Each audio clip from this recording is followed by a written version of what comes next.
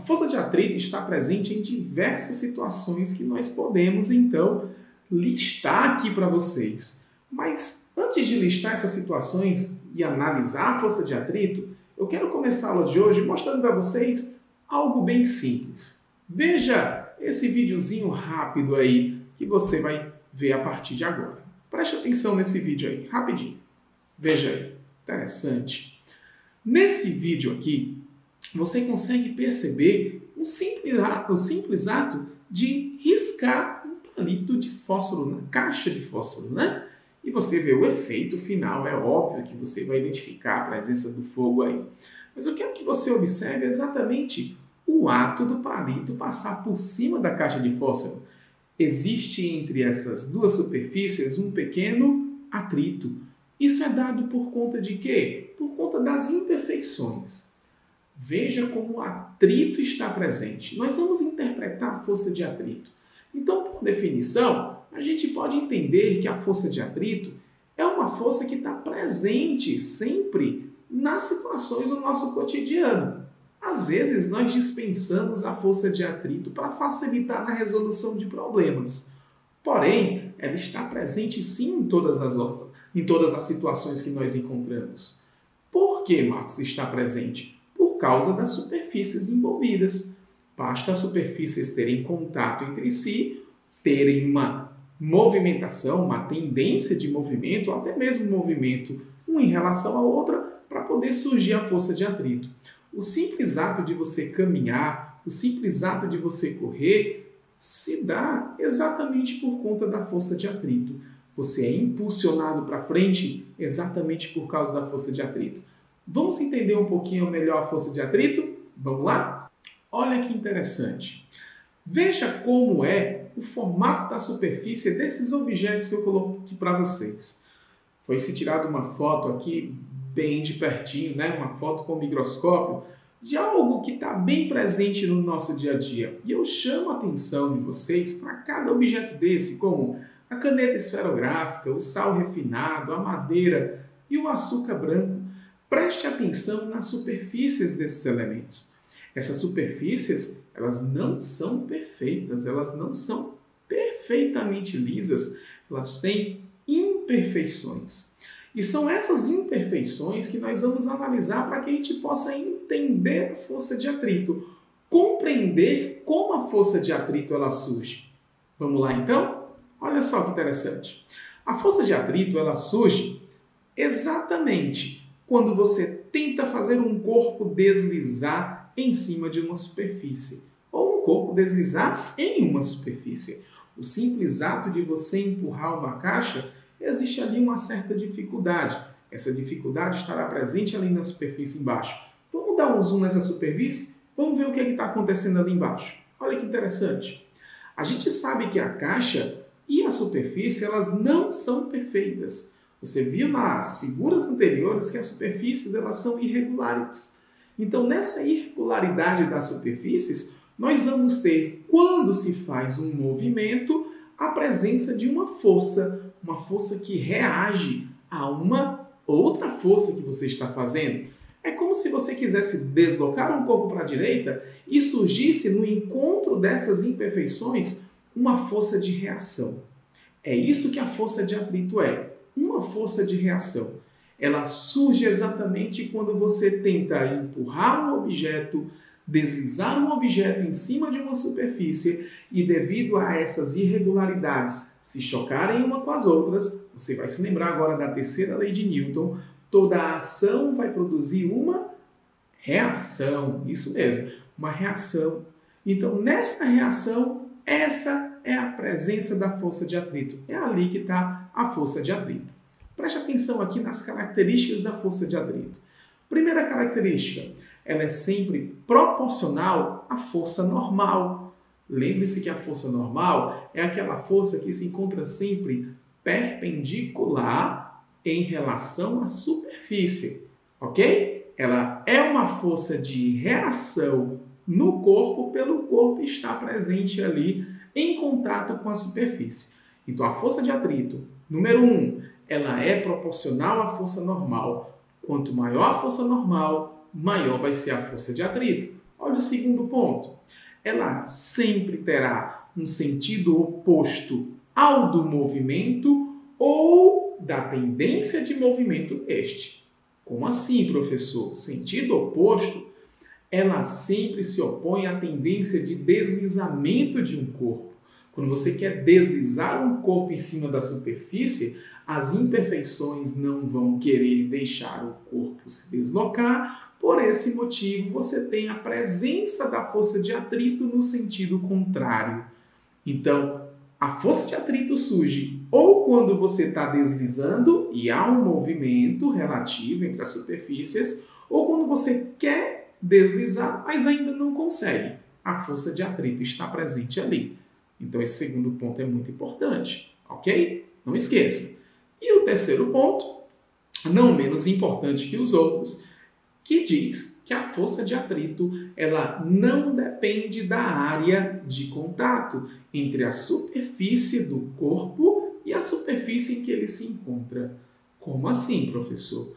O tamanho da área não vai influenciar na força de atrito. Então, não é a área que vai influenciar, é a relação entre as imperfeições dos dois corpos que irá influenciar na força de atrito. Tudo bem aí? Vamos entender um pouquinho então melhor a força de atrito. Vamos lá. Um esquemazinho fácil da gente compreender é esse esqueminha de força, que com certeza você já deve ter visto. Nesse esqueminha de força, bem simples, nós temos aí a presença da força-peso, é uma força vertical sempre para baixo, da força normal, veja que a força normal está a 90 graus em relação à superfície, da força que está puxando esse corpo para a direita, como você vê aí, e da força de atrito, que não quer deixar esse corpo andar para a direita. Então, veja como é que a gente coloca a força de atrito. Se o corpo está querendo ir para a direita, está sendo puxado aí para a direita, a força de atrito então surge no sentido contrário. Professor, mas como nós calculamos a força de atrito? Como se determina o valor da força de atrito? Olha só a relação física que nós temos. A força de atrito ela é o produto de duas grandezas. Uma grandeza chamada de coeficiente de atrito, que essa letrinha grega aí chamada de μ, ela indica uma relação entre as superfícies envolvidas. Então, não existe, preste atenção agora, não existe você dizer que aquela superfície tem um coeficiente de atrito. O coeficiente de atrito é uma relação entre as duas superfícies. Então, existirá um coeficiente de atrito entre, por exemplo, o seu tênis, que tem um solado de borracha, e o chão e o asfalto, por exemplo. Então, o coeficiente de atrito vai ser um número maior do que zero, que irá fazer uma relação entre as duas superfícies. Ok? Então, esse valorzinho é um valor adimensional, nós não temos unidade, ele não tem dimensão, e é um valor que depende da relação entre as superfícies. E a força de atrito também depende do valor da força normal. O valor da força normal que vai ser determinado vai influenciar no valor da força de atrito. Veja que quanto maior é o valor da força normal, maior é o valor da força de atrito. Tudo ok aí? Vamos continuar então. Quando a gente fala de força de atrito, a gente vai lembrar de algumas situações no nosso dia onde está presente a força de atrito. Você, na sua casa, você já tentou empurrar um sofá? Já percebeu que quando você começa a empurrar o sofá, no início é mais difícil de tirar esse sofá da posição que ele se encontra? E depois que ele já está deslizando, fica mais fácil você empurrá-lo? Já percebeu isso? Professor, por que disso? Por que acontece isso? Eu vou explicar para vocês que existem dois tipos de força de atrito. Dois. Quais são os tipos, professor? O primeiro atrito se chama atrito estático e o segundo se chama atrito dinâmico ou cinético.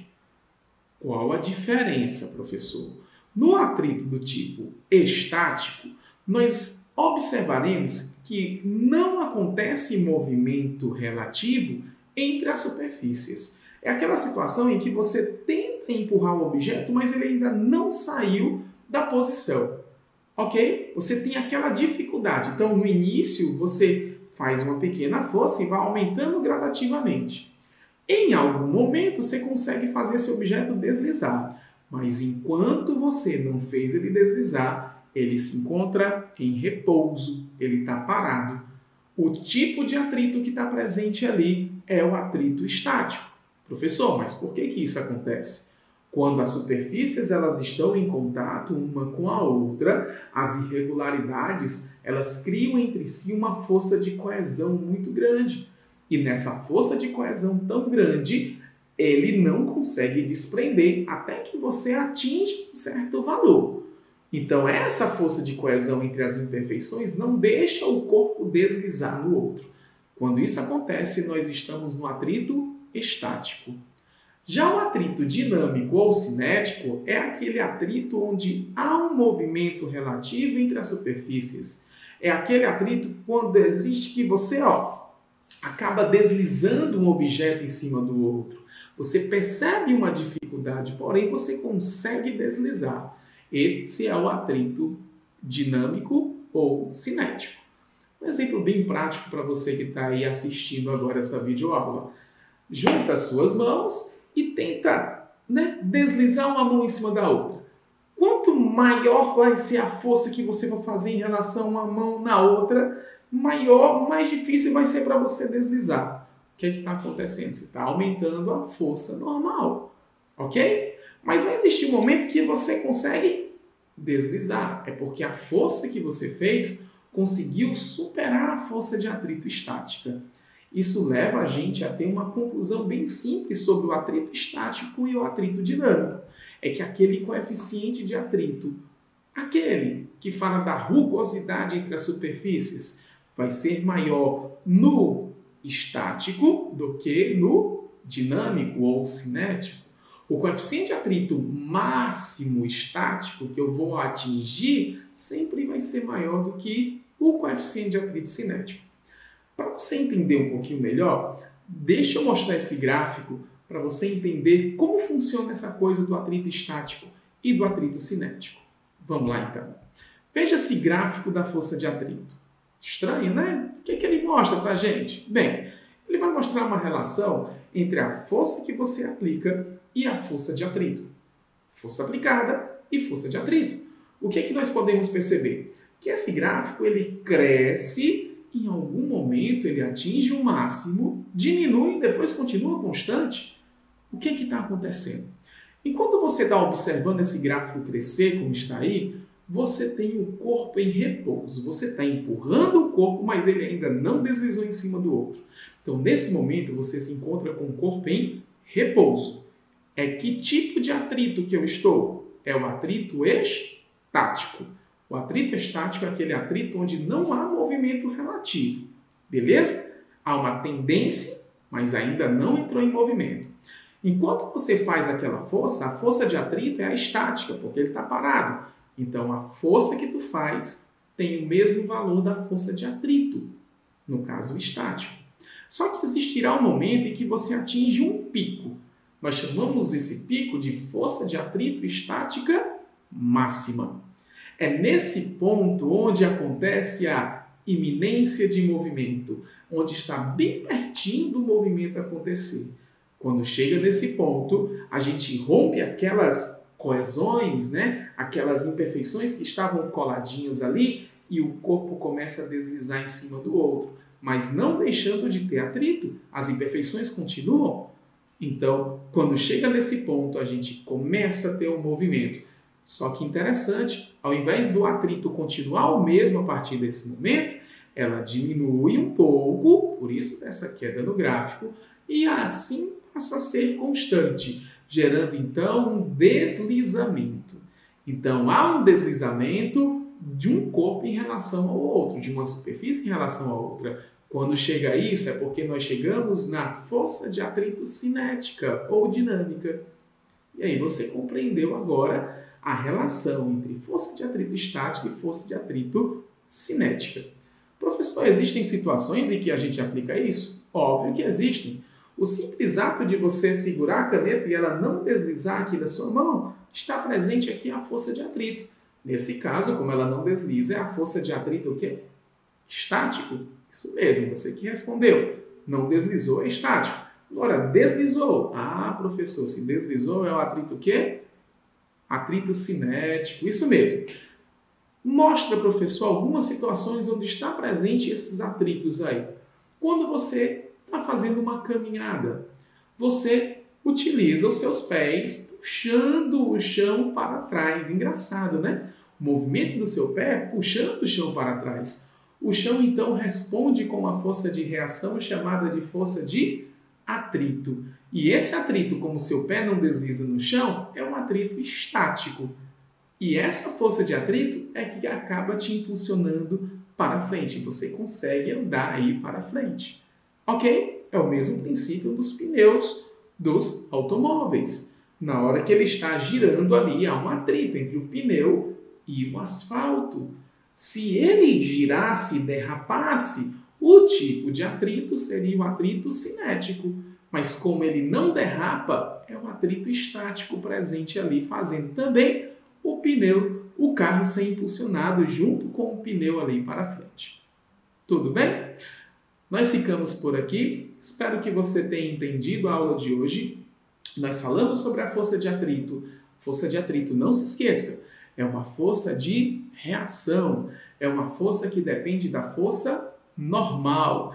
É uma força que depende do contato entre os corpos, da superfície que quer deslizar em cima da outra. Não depende da área. Lembre-se como a força de atrito pode ser calculada. Coeficiente de atrito vezes a força normal. E que existem dois tipos de atrito.